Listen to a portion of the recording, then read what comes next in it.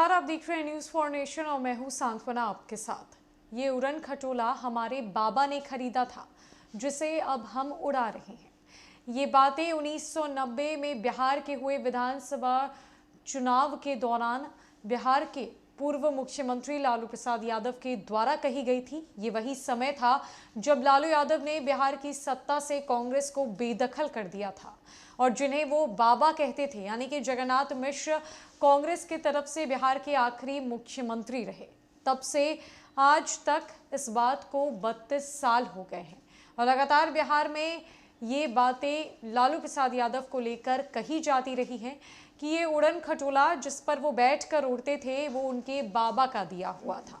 अब एक बार फिर बिहार सरकार एक जेट प्लेन और हेलीकॉप्टर खरीदने जा रही है, जिसे कैबिनेट की बैठक में मुहर लगाई गई है।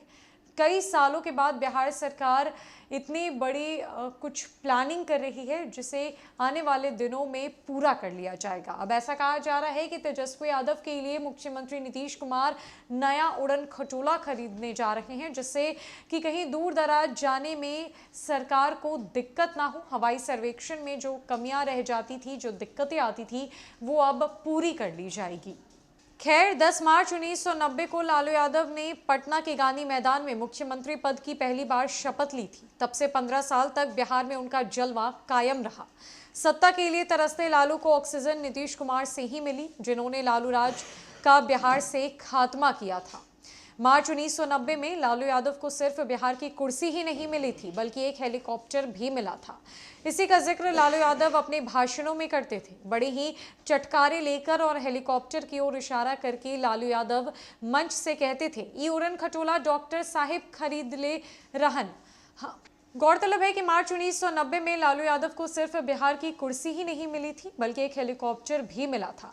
इसी का जिक्र लालू यादव अपने भाषणों में करते थे। बड़े ही चटकारे लेकर और हेलीकॉप्टर की ओर इशारा करके लालू यादव मंच से कहते थे, ई उड़न खटोला डॉक्टर साहिब खरीद ले रहन, अब हम चढ़ता नहीं। पहले भैंसी के सिंग पकड़ के चढ़त रही, अभी उड़न खटोला पर चढ़त बानी। अब रानी के पेट से राजा नहीं जन्मता है, अब राज मिलता है आपके वोट से। शुरुआती दिनों में लालू यादव कुछ चीज बताना नहीं भूलते थे। मसलन चपरासी का भाई, गांव में दही बेचने वाली मरचिया देवी का बेटा। इसके अलावा भी कई किस्सा कहानियां लोगों को सुनाते चलते थे। उसी में वो हेलीकॉप्टर को जोड़ लेते थे, जिसे लालू यादव उड़न खटोला कहा करते थे। दरअसल इससे जुड़ा एक दिलचस्प किस्सा भी है। जगन्नाथ मिश्र ने बिहार के मुख्यमंत्री रहते हुए सरकार के लिए हेलीकॉप्टर खरीदा था। इत्तेफाक से जब इसकी पटना एयरपोर्ट पर डिलीवरी हुई, उसके अगले ही दिन जगन्नाथ मिश्र की सीएम की कुर्सी चली गई। इसके बाद लालू यादव ने बिहार की गद्दी संभाली और उन्होंने जगन्नाथ मिश्रा के खरीदे हेलीकॉप्टर में उड़ान भरने का मौका मिला। अब नीतीश कुमार ने एक जेट विमान और एक हेलीकॉप्टर की खरीद की इजाजत दे दी है। कैबिनेट की बैठक में खरीदने के फैसले पर मुहर लगी। इस विमान की खरीद में कितना खर्च आएगा, इसको लेकर एक कमेटी का गठन किया जाएगा। सीएम नीतीश कुमार 12 सीटों वाले प्लेन में बैठकर अपने आगे की यात्रा को पूरा करेंगे। मतलब 2023 में अब जेट इंजन का 10+2 सीटर विमान खरीदने की योजना पर मुहर लग चुकी है। मुख्य सचिव आमिर सुबहानी की अध्यक्षता में एक कमेटी भी बनाई गई है। इस कमेटी में वित्त विभाग, उद्योग विभाग, कैबिनेट विभाग के अधिकारी सदस्य हैं। दरअसल बिहार सरकार के पास फिलहाल कोई अपना विमान सेवा नहीं है, इस वजह से उन्हें किराए पर प्लेन मंगवाने पड़ते हैं। बिहार सरकार एक बड़ी योजना बना रही है, जिसके तहत मुख्यमंत्री नीतीश कुमार ने मुहर लगा दी है। बिहार सरकार जल्द ही बिहार के लिए जेट विमान और एक हेलीकॉप्टर खरीदने जा रही है। 10+2 सीटर का ये जेट विमान साल 2023 से बिहार में उड़ान भरेगा, जहां मुख्यमंत्री नीतीश कुमार अपनी आने वाली सभी यात्राएं पूरा करेंगे।